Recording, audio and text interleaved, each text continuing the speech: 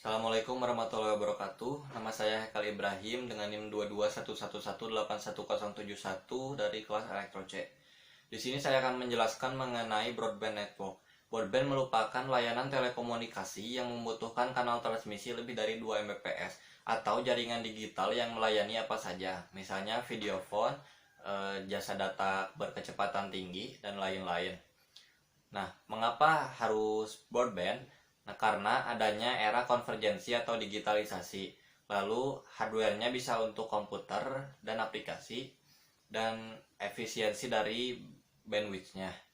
Nah, berikut macam-macam dari akses broadband. Yang pertama ada wireline broadband access yang meliputi XDSL dan FTTX. Selanjutnya ada wireless broadband access, itu meliputi wireless LAN dan WiMAX. Nah, saya akan menjelaskan XDSL terlebih dahulu. XDSL merupakan telekomunikasi yang mengoptimalisasi saluran telepon biasa menjadi saluran digital berkecepatan tinggi. XDSL ini juga memungkinkan terjadinya komunikasi data atau voice secara bersamaan. Nah, ini ada perkembangan mengenai XDSL. Itu dimulai dari HDSL hingga VDSL, Very High Speed DSL. Nah, selanjutnya ada roadmap dari DSL teknologi dan service. Itu yang panah ke atas menunjukkan teknologi, untuk grafik yang panahnya ke pinggir itu menunjukkan pelayanan atau service. Nah, di sini dari 1 mega hingga 2 mega itu untuk fast internet, e-learning, infotainment, gaming, dan untuk 52 mega itu untuk multi channel, broadcast, TV atau VOD. Lalu ada ADSL. ADSL merupakan teknologi akses yang memungkinkan terjadinya komunikasi data, voice, dan video secara bersamaan.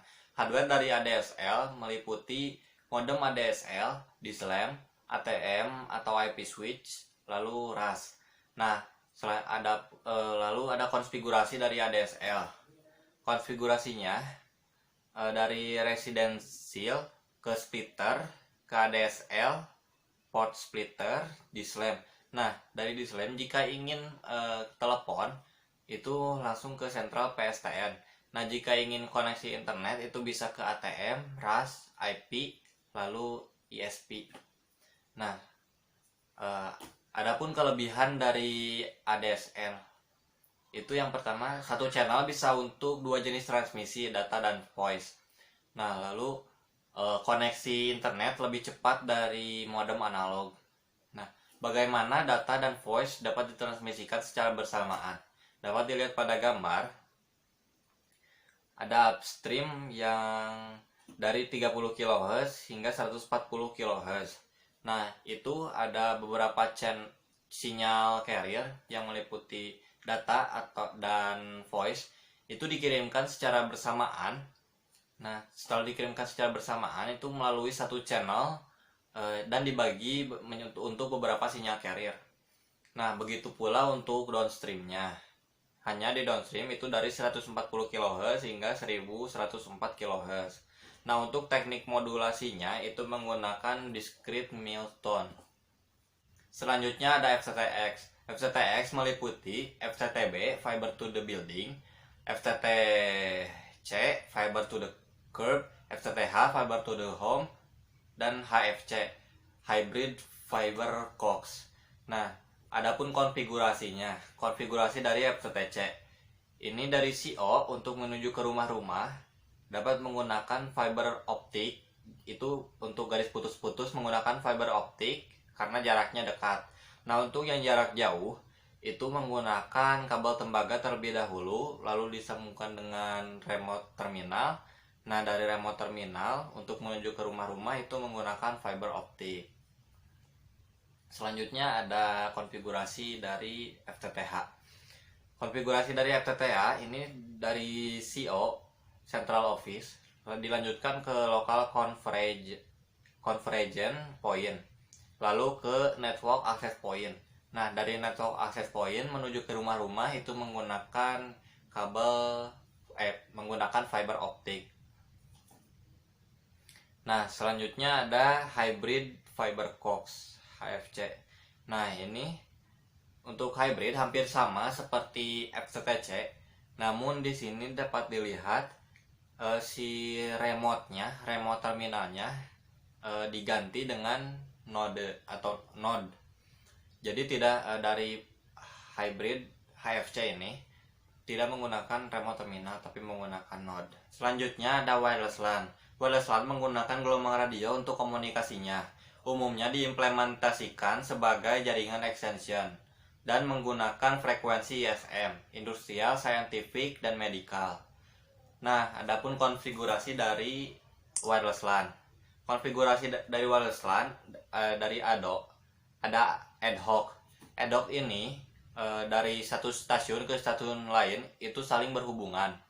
Nah, lalu ada client server. Untuk client server dari satu stasiun ke stasiun lain itu menggunakan access point atau AP.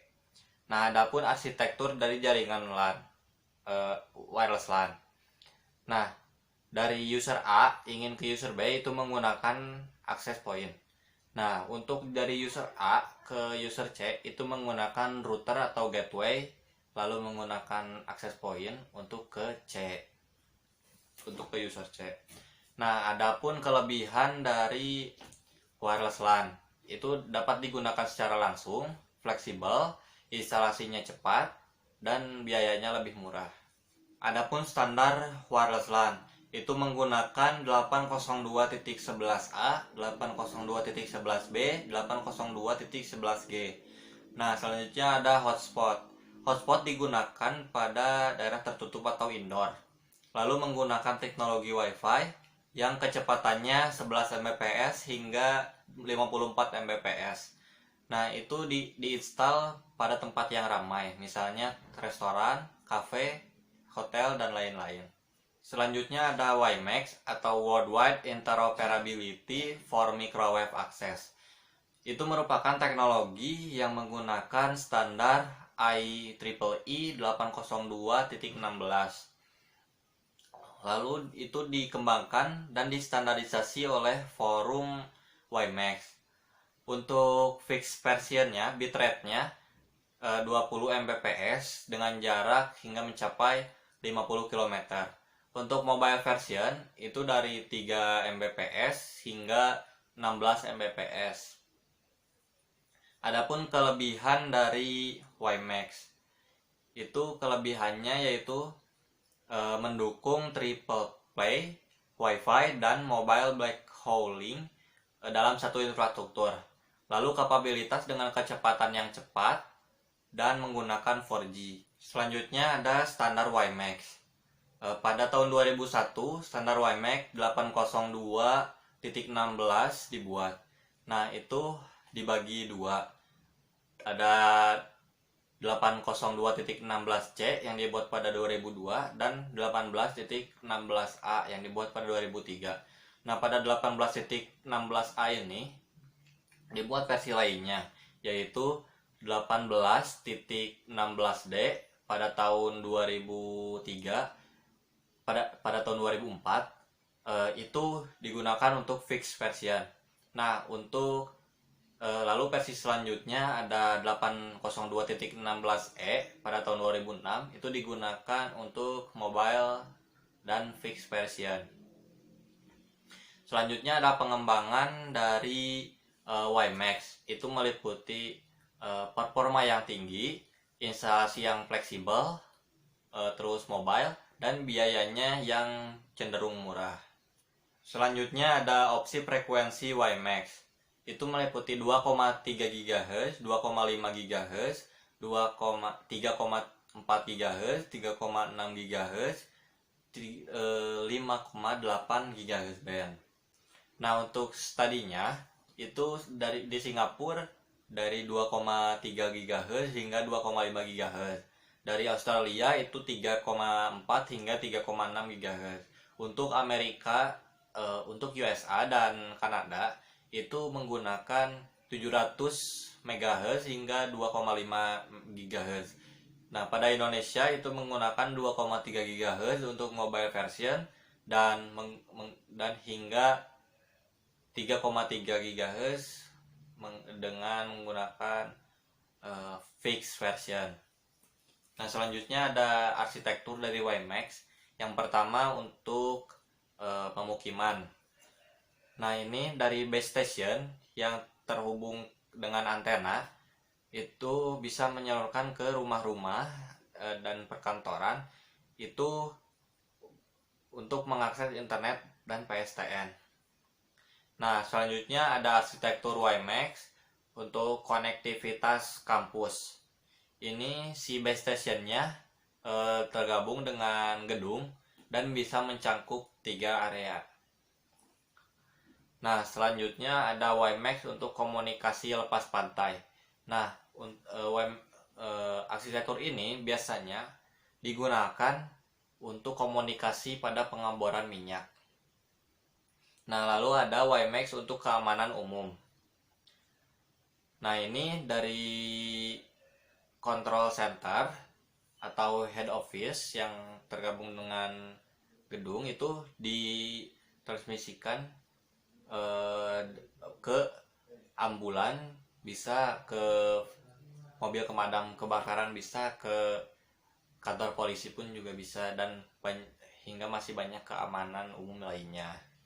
Nah, untuk WiMAX Private Network itu contohnya pada cellular backhaul, itu si base stationnya terhubung ke antena dan disalurkan ke antena lainnya untuk mengakses internet dan PSTN.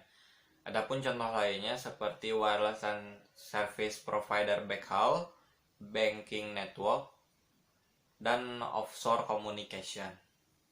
Nah, selanjutnya ada WiMAX Public Network. Nah, ini dari base station yang terhubung dengan antena ini disalurkan ke tempat-tempat umum.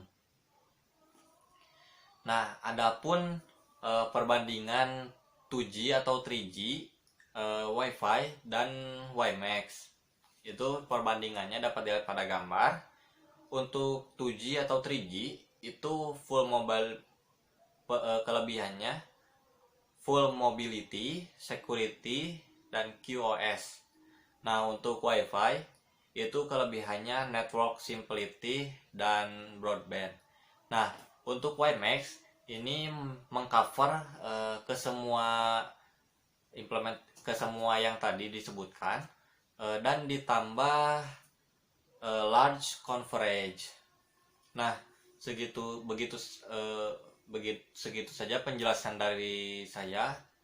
Mohon maaf bila ada kesalahan. Assalamualaikum warahmatullahi wabarakatuh.